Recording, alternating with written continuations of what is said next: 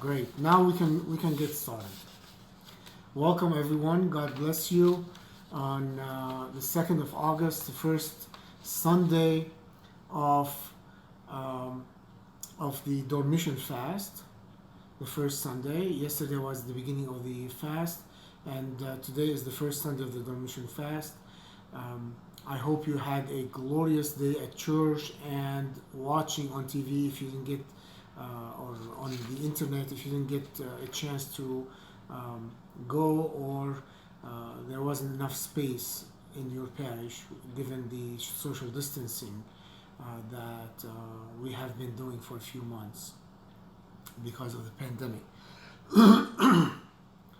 Well, today's gospel reading is from the Gospel according to St. Matthew, chapter 14, verses 14 through 22. It talks about Jesus teaching a multitude of people in a deserted area. After he taught them, they needed to eat.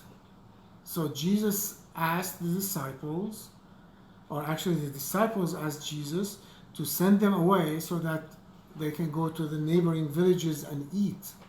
They don't have any food. Of course, Jesus said, "Why don't you feed them?" And they said, "We only have 5 loaves and 2 fish." And that is not enough to a multitude of 5,000 people, 5,000 men, other than the women and the children, the gospel said. Well, I need to tell you a little joke about this. One day, a priest was preaching about this and he got his numbers wrong. He said to the congregation, "How is it? Can you do this? Can you feed 5 people if you have 5,000 loaves and 2,000 fish?" He got his numbers wrong. So one of the parishioners said, "Sure, I can do it. No problem." So the priest realized that he made a mistake with the numbers. The next Sunday, he corrected it. And he said, "Can you feed 5,000 people with 5 loaves of bread and 2 fish?" The same parishioner raised his hand. He said, "Yeah, I can do it." And the priest said, "How can you do that?" He said, "With the leftover from last week." But the numbers have to be have to be correct. Okay? There were 5 loaves of bread, 2 fish, and 5,000 men other than the women and the children. So the disciples thought they cannot feed them. And Jesus took the loaves and the fish and prayed over them and gave the loaves and the fish to the disciples as they distributed them to all of these people. Now, this is very interesting. Why didn't Jesus give the loaves and the fish directly to the people? Why did he give them to the disciples? And by the way, all 12 disciples were there. All of them, including Judas. Well, he wanted the disciples to remember this miracle. This is a true miracle. It's not a parable. It's in the desert, so there is no way to go and buy all of these loaves. They wouldn't have them anyway because they didn't have an automated oven, automated place to produce so much bread and so much and catch so much fish from the sea. So he wanted the disciples to remember this miracle because they held the loaves and the fish in their hands as they distributed them to the people. So it is a tangible evidence to them that it is a real miracle. In addition, this was a precursor to what Jesus was going to do. He handed the disciples his teachings first, and through them to the bishops and priests and deacons of the church. So there is a lot of symbolism in the way it was done. Why were there 5 loaves and 2 fish? 5 loaves symbolize, allegorically, they symbolize the people's sicknesses in their 5 senses. Why were there 2 loaves? Same thing, allegorically, they symbolize the gospel, and one gospel, 4 versions of the gospel, and they symbolize, the second fish symbolizes the epistles. Those are the words of the disciples that came down to us. So the people were sick in their 5 senses. That's why there are 5 loaves, and 1 fish represents the gospel, 1 fish represents the epistles that came to us through the disciples. So he fed the 5,000 men other than the women and the children. Why is the gospel reading emphasizing that? Because back then men worked physically. There was no office and there was no computer to work on, so they were physically strong. And because they were physically strong and their bodies demanded a lot of food, their appetites were huge. So 5,000 of those men were present and ate from the food, from the bread and fish, other than the women and the children, to emphasize how much food Jesus multiplied. Then, at the end, he had the disciples collect the remaining pieces of bread, and they filled up 12 baskets.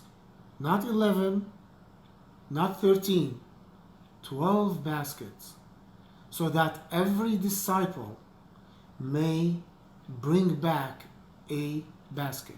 Even Judas to bring back a basket. He wants to remind Judas that even you are a disciple. You will betray me, but you are a disciple. And I'm treating you exactly the same way as the other 11 disciples. This is a message from Christ to Judas as well. If you remember, during Holy Week, some of the hymns reflect exactly that. Some of the hymns say, "Why did you betray the Master? Did he not allow you to be at the table at the Last Supper? Did he take away all the blessings from you?" And obviously he didn't. Why did you betray the Master? During Holy Week, these hymns are very prevalent. And then the hymns say, "But the avaricious Judas was not listening." So the love of money can take us away from the main goal that Christ has set before us. Does that make sense?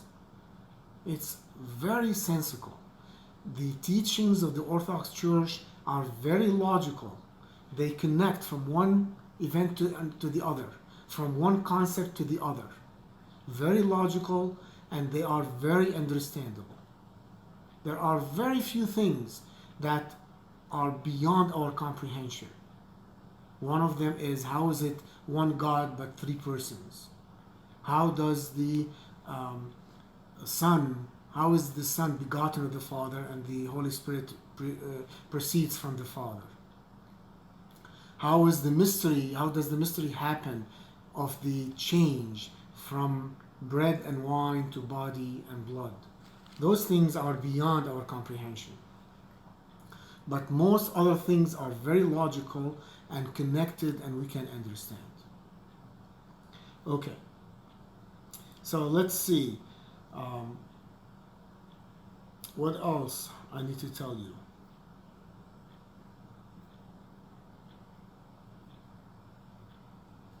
So the other meaning for the 12 baskets, one is that a message to Judas. Two is that there is, we shouldn't be wasting food, and so on. All right. So just to sum up very quickly, there were 5 loaves of bread to symbolize how the people who were listening to Jesus were sick in their 5 senses.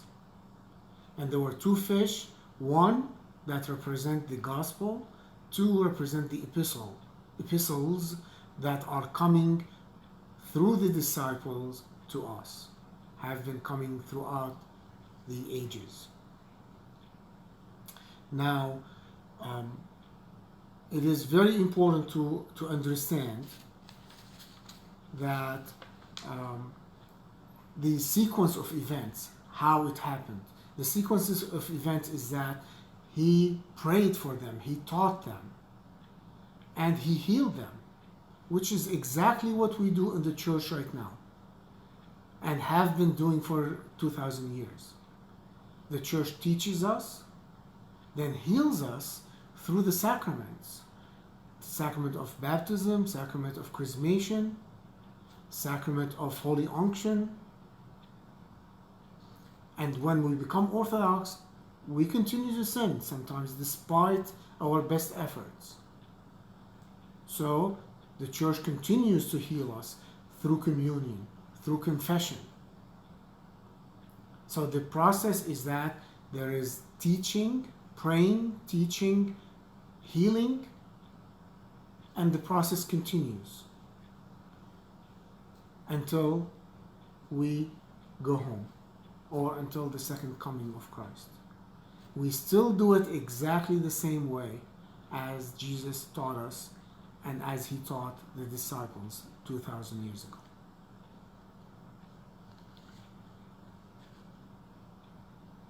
Okay, I'm gonna stop talking about the gospel reading today. You can talk about this gospel reading for hours. It is full of symbolism, but I don't want to take too much time to do that. I want you to type up any questions that you have. We'll address them, God willing. But in the meantime, I need to give you an update about Sunday school. Last Thursday and yesterday, last Thursday at 7 p.m. and yesterday at 5 p.m., I met with the Sunday school directors from DOMSE, from the diocese, and Anna Sarah Farha, who is the Sunday school coordinator for the diocese and represents the diocese in the Department of Christian Education at the Archdiocese level. We talked about the next phase in the Sunday school. Okay, we are preparing for how Sunday school is going to happen in the fall. Thursday around 1 p.m. I spoke with His Eminence Metropolitan Joseph, and he has told me he has not changed his directive with respect to Sunday school, and his directive from early March that there will be no in-person Sunday school, and that has not changed and will not change for the foreseeable future, as he told me over the phone. For this reason, Anna Sarah, myself, and the Sunday school directors are planning on having online Sunday school. We are working out the details, and we will continue to do that throughout the month of August, and we will continue to meet with the Sunday school directors so that the process is very smooth and we continue the process of Christian education with everybody in the parishes. Okay.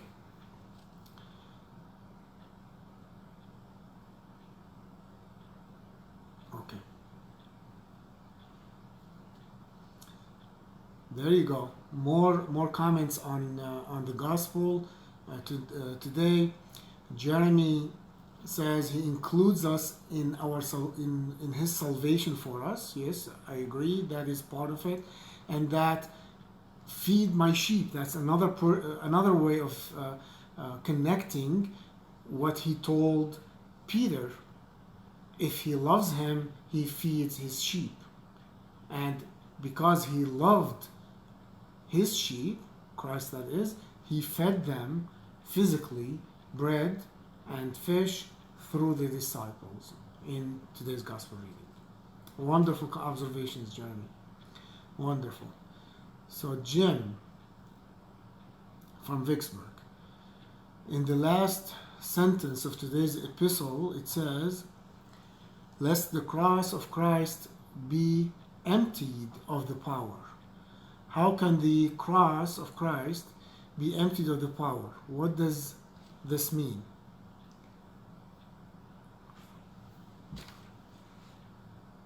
If I remember the context correctly,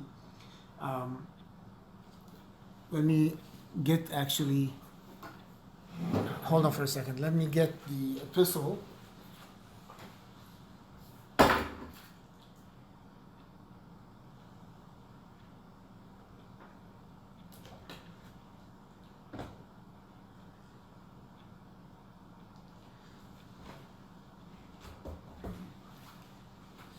Okay. Here's the epistle, so everybody knows. I just got my tablet, so that everybody understands how this came about. Okay. This is from his second epistle to the Corinthians, and apparently there was some strife among the Corinthians, and St. Paul said, here's what I'm hearing you are doing. He says, some people say, I belong to Paul, or I belong to Apollos, or I belong to Cephas, or I belong to Christ. Is Christ divided? Was Paul crucified for you? Or were you baptized in the name of Paul? I thank God that I baptized none of you except Crispus and Gaius, lest anyone should say that you were baptized in my name. Beyond that, I do not know whether beyond the household of Stephanas, I don't know if I baptized anyone else. For Christ did not send me to baptize, but to preach the gospel, and not with elegant wisdom, lest the cross of Christ be emptied of its power. This is the context of your question, Jim. See, there are issues with the fact that if everybody says, I belong to Apollos, I belong to Paul, I belong to Christ, I belong to different people, okay? That is divisive because in the mind of the people, the cross loses its power. It does not lose its power effectively, but in the mind of the people and in their hearts. And if that happens, they stop believing in it. And he said also, for Christ did not send me to baptize. He is thanking God that he did not baptize too many people, but to preach the gospel, and not with elegant wisdom, not wisdom of his own. It's wisdom, heavenly wisdom that God gave him. Again, if that happens, if he was teaching through his own wisdom, the same thing, the cross would lose its power, its effectiveness in the mind of the people, in the hearts of the people. But effectively, it does not lose its power because it's called the life-giving cross. And the cross is a piece of wood. It does not have its power in its own. The power that the cross has is through Christ's body that was crucified on it.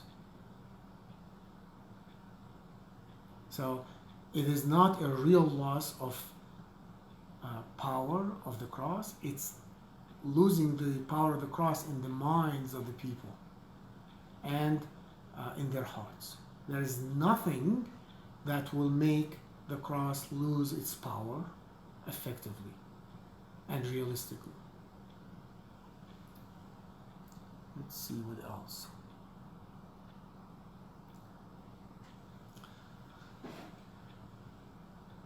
You're welcome, Anasira. We need to spread the news so that everybody knows what we are doing and know what is coming down the pike. Let's see. Deacon Thomas, good afternoon. Wonderful. Welcome. Just out of curiosity, Father Stephen says, are you aware of how our parishes in states where the governor has banned worship are reopening? Well, in Georgia, has the governor banned worship in churches in Georgia? No, I am not aware of that. Please call me in this afternoon and let me know. I am not aware of that. If what you mean is that the governor said you cannot worship in churches, please give me a call and let me know. Jim.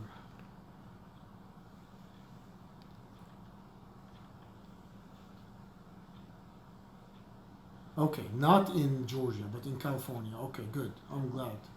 Yes, I am familiar with that.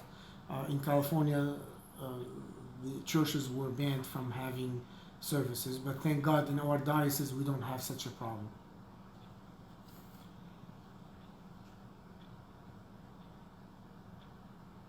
Okay, wonderful, Jim. I'm glad you understand. Okay, wonderful. Are there any other questions? Please type them up and we'll try to answer them. In the meantime, I need to remind you, if you are a member of band and you don't have your last name, your church as part of your profile, please enter your real name, first name, last name, and your church, so we know who you are. So when you come on the screen or you post something, we know who you are. It's very important that you do that. Please enter your real name, first name, last name, and which church you come from in the diocese. Thank you. Any other question? I see there are more questions. Were the people hanging out because they thought Jesus had more to teach or waiting for more? Well, if we read the verse immediately before the gospel reading today, it's chapter 14, verse 13. The gospel reading today starts at verse 14, but in verse 13, it describes what happened. Let me read that to you. In verse 13,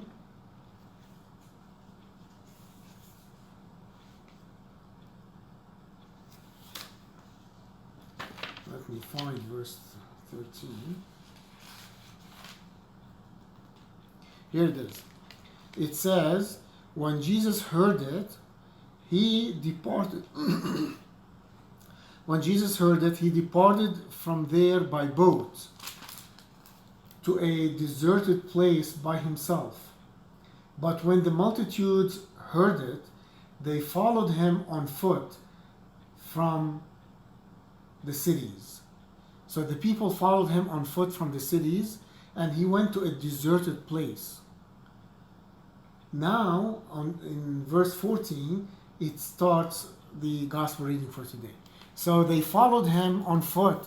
They were in an area that had no stores and it had no people. It was a deserted place. And there's a reason why that happened. So that they don't think Jesus bought the food. He bought the fish. So that they don't think that. So he was teaching them all day.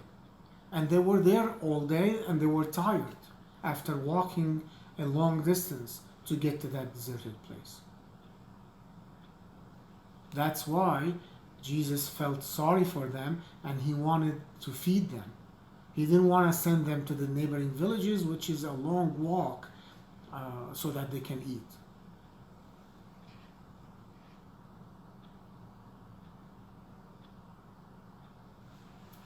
That's the idea. The idea that Jesus had compassion on them. Does that answer your question, Georgie? Let's see, it's scrolling up.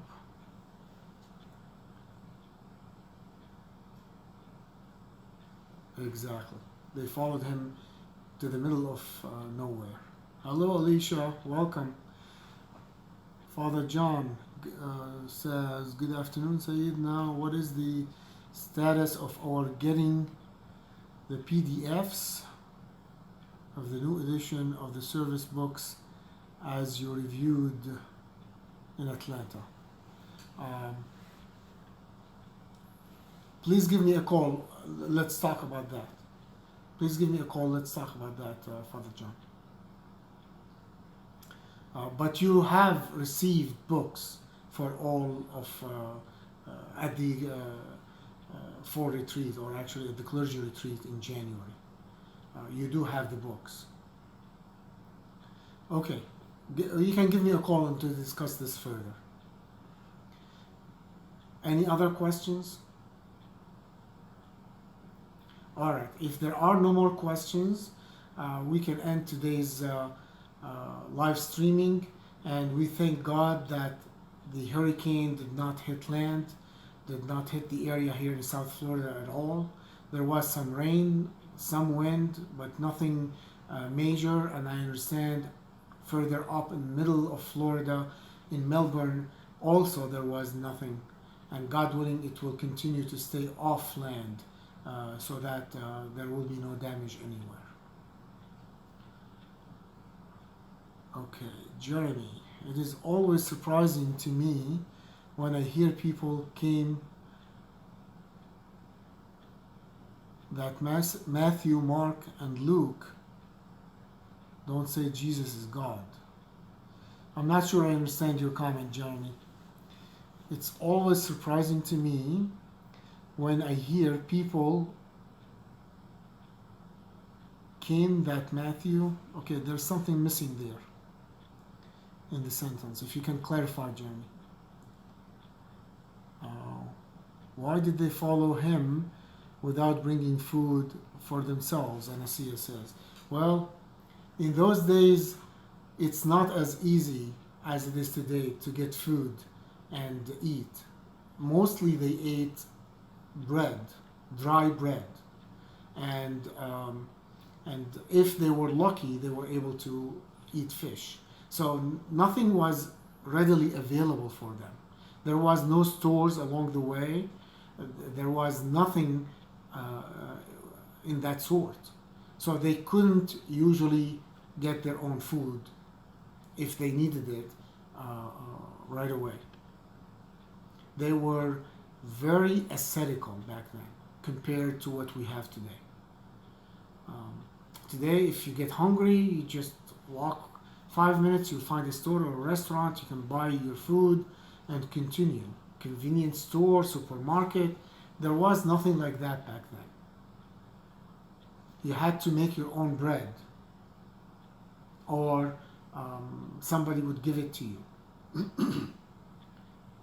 If you were relatively rich, you were able to buy some fish or go to the sea and catch your own fish.